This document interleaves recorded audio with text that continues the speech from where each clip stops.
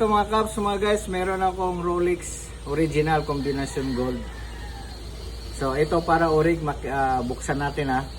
Tingnan natin. So ito niluwagan ko na ito dati para di na ako mahirapang mag-demo sa inyo, magpakita. Ayan. Yan ang laman niya guys. Malabo ba? Maliwanag? Maliwanag? So ayan guys, marunong ko magbukas ng Rolex ng walang gas-gas. May gamit ako. Original ito guys. Okay? Sa interesado, PM lang sa akin. Salamat po. So balik mo sa akin. So ito guys, ilalagay ko dito sa link sa sa video ko yung description ng Rolex na ito. Sa mga interesado, PM nyo lang ako, usap tayo sa presyo. Okay? So, panguna.